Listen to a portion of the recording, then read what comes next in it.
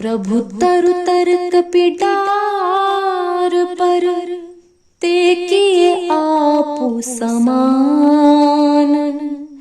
तुलसी कहूँ न राम से साहिब सील निधान।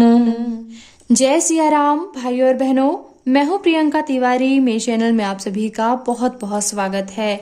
आज के इस वीडियो में मैं आपको दोहा गाना सिखाने वाली हूं। दोहा कैसे पढ़ते हैं यह बताने वाली हूं। तो मैं कैसे दोहा गाती हूं यह आपको गाकर सुनाऊंगी। साथ ही साथ हम बात करेंगे कि जैसे कि इतना लंबा दोहा होता है तो कैसे इसे दो भागों में बांटकर लय बनानी होती है, उस प्रकार से जो है हम सीखेंगे। और वैसे काफ़ी विद्वान होते हैं, संगीत में भी जो है बहुत लोग आगे होते हैं, तो अपनी अपनी जो है लय धुन में लोग गाते हैं। लेकिन मैं जैसे गाती हूँ, आपको एक छोटा सा प्रयास है मेरा। तो चलिए शुरू करते हैं। यहाँ पे मैंने बालकांड खोल के रखा हुआ है। तो बालकांड में यहाँ पे कई सारे दोहे हैं, इसलिए मैंने जो है बालकांड का यह भाग खोल के रखा है, ताकि जो है एक साथ हम कई दोहे गाएंगे तो आपको जो है सीखने में, समझने में जो है सहूलियत रहेगी। और आज के इस वीडियो के बाद मुझे विश्वास है कि आप सभी लोग जो है दोहा गाना जरूर सीख पाएंगे। चलिए शुरू करते हैं। अगर ये वीडियो पसंद आए तो प्लीज हाथ जोड़ के निवेदन है, इस वीडियो को सभी के साथ शेयर जरूर कीजिएगा, फेसबुक और व्हाट्सएप वगैरह में, इंस्टाग्राम में, ताकि रामचरितमानस का प्रचार प्रसार बढ़ सके। हमारी उम्र के सभी लोग जो है रामचरितमानस का गायन शुरू कर सकें और अपनी जीवन की सभी समस्याएं समाप्त कर सकें। तो चलिए दोहा गाने से पहले सबसे पहले मैं आपको एक चौपाई पढ़कर बताऊंगी। वो इसलिए कि जैसे कि हम चौपाई पढ़कर आ रहे होते हैं, तो दोहे के पहले की जो एक अंतिम चौपाई होती है, उसमें अंत में थोड़ा सा हमको जो है आराम से लय बनाते हुए जो है चौपाई को रोकना होता है और फिर से जो है दोहा शुरू करना होता है तेजी से, लय से। तो जैसे कि आप इस स्पीड ब्रेकर से जो है उदाहरण ले सकते हैं कि गाड़ी जैसे कि चली आ रही है और फिर स्पीड ब्रेकर आ गया तो थोड़ा सा धीमा करना पड़ेगा ना, फिर जो है एकदम से हम तेजी लेते हैं, रफ्तार लेते हैं। ठीक उसी प्रकार है।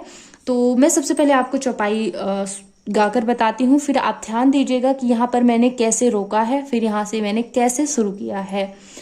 तो सोई कर तूति विभीषण केरी, सपन हूँ सोना राम ही अहेरी।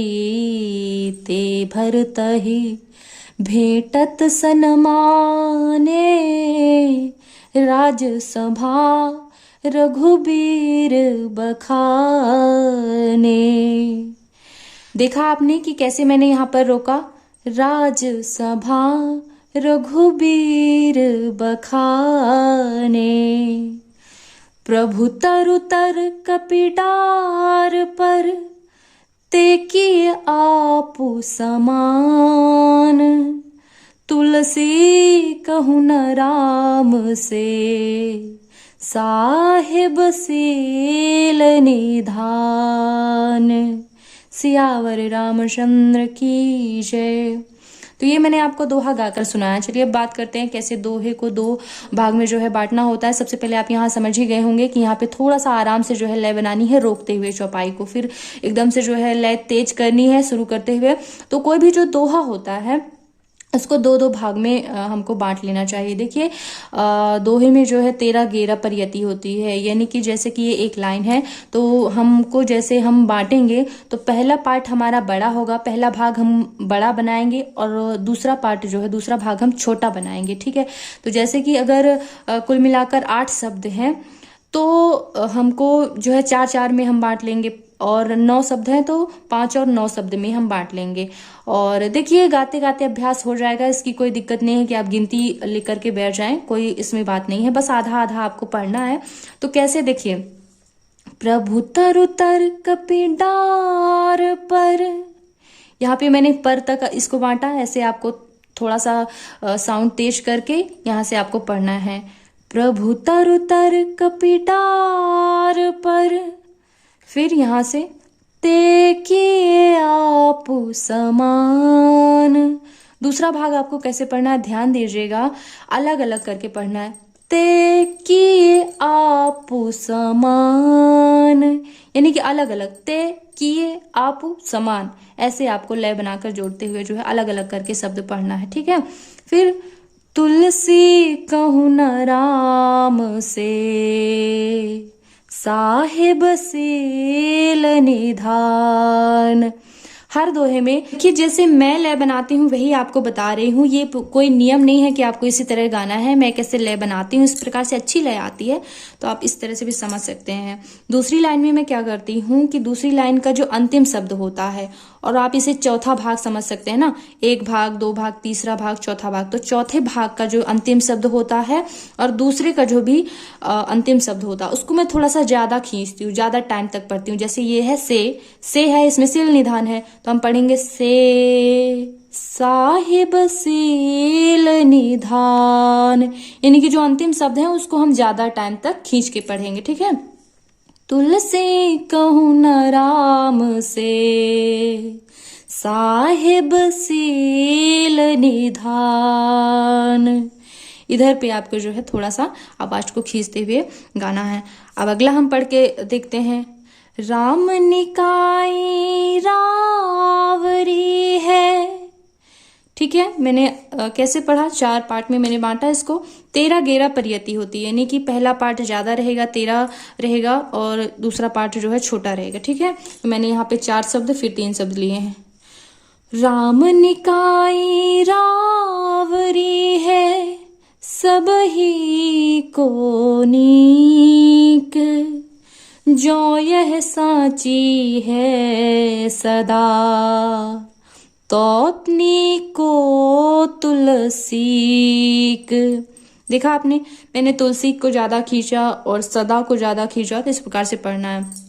जैसे हम चौपाई पढ़ के आते हैं तो हमको थोड़ा सा तेज लय से शुरू करना है, फिर इसमें धीमा हो जाना है, फिर यहाँ पे से तेज लय से शुरू करना है, और इन शब्दों को, लास्ट वाले शब्दों को ज्यादा खींचना है। उम्मीद करती हूँ कि समझ गए होंगे आप। मैं आपको और तरीके से गा के बता देती हूँ तो आपको अच्छे समझ में आएगा। एहि विधि निज गुण दोष कहे, सब ही बहुरि सिरुनाई, बरनौ रघुबर बिसद जसु, सुनि कलि कलुष नसाई। देखिए मैंने यहाँ पे जसु को क्यों ज्यादा नहीं खींचा, क्योंकि ये सु छोटा अक्षर है, तो ज्यादा जब बड़ा अक्षर होगा, बड़ा सु होता तो मैं इसको ज्यादा खींचती। छोटा सु है इसलिए ज्यादा नहीं खींच सकते, क्योंकि छोटे अक्षर में और बड़े अक्षर में फर्क होता है। ठीक है, अगला मैं आपको एक चौपाई भी पढ़ के बताऊंगी, चौपाई को कैसे रोकते हैं, फिर कैसे आवाज तेज करते हैं, और जो लास्ट का शब्द होता है इसको ज्यादा खींच के पढ़ते हैं। ठीक है, प्रीति ऐसे, मतलब ज्यादा इसको खींचना है। यहाँ से आप जल्दी पढ़ के आएंगे, प्रीति ऐसे इसको खींचेंगे। हम यहाँ पे चौपाई आपको पढ़ के सुनाते हैं। रीछत राम स्नेह निसोते, को जग मंद मलिन मति मोते, 60 सेवक की प्रीति रुचि, रखी है राम कृपालु, उपल किए जल जान जहीं, सचिव सुमति कपि भालु। अगर आप अच्छे से समझने की कोशिश करेंगे आपको समझ में आएगा कि जो भी मैं शब्द गाती हूँ, जैसे मैंने प्रीति को खींचा और फिर रुचि मैं जल्दी से बोल देती हूँ। इस प्रकार से मैंने जलजान को खींचा, मतलब ज्यादा देर तक पढ़ा, और फिर यही मैं जल्दी बोल देती हूँ। इसी तरह से आपको पढ़ना है। हूँ कहावत सब कहत, कहत हम थोड़ा सा जल्दी बोल देंगे, सब को थोड़ा सा खींचेंगे। ऐसे साहिब सीता नाथ सो, यानी कि सो को हम खींचेंगे, सीतानाथ जल्दी कह देंगे, ऐसे होता है। लास्ट सब ज्यादा देर तक हमको पढ़ना होता है। ठीक है, ये हम पढ़ते हैं। हूँ कहावत सब कहत, राम सहत उपहास, साहिब सीता नाथ सो, सेवक तुलसीदास। सियावर रामचंद्र की जय। किसी भी दोहे के बाद हम सियावर रामचंद्र की जय, पवन सुत हनुमान की जय, उमापति महादेव की जय, इस प्रकार जरूर बोलते हैं। ये बोलने के पीछे कई लोग जो है कुतर्क करते हैं कि आप ये बीच में क्यों घुसेड़ देती हैं, मतलब श्री रामचंद्र जी की जय। इसका आशय आप ये समझ सकते हैं कि हमको विराम भी तो लेना है। देखिए मतलब सांस भर आती है, गाते गाते चौपाइयाँ सांस भर आती हैं, तो एक विराम सा है होता है दोहे में, एक थोड़ा सा मतलब आराम सा मिल जाता है और हम भगवान का जय भी बोल पाते हैं। वरना सीधे पढ़ते गए कोई मतलब अर्थ अगर कई लोग नहीं समझते हैं, भाव नहीं आ पाता है, तो जय बोलते हैं, थोड़ा सा अच्छा लगता है और एक विराम सा हो जाता है, क्योंकि गाते गाते गला भर आता है। तो यह भी एक आशय होता है कि हम जो है हर दोहे के बाद जो है भगवान का जयकारा लगाते हैं। तो इस तरह से आपको करना है। मैं आपको ये पूरे दोहे एक बार गाकर सुना देती हूँ, आप सीख जाएंगे। प्रभु तरु तर कपिडार पर ते किए आपु समान, तुलसी कहूँ न राम से साहिब सील निधान।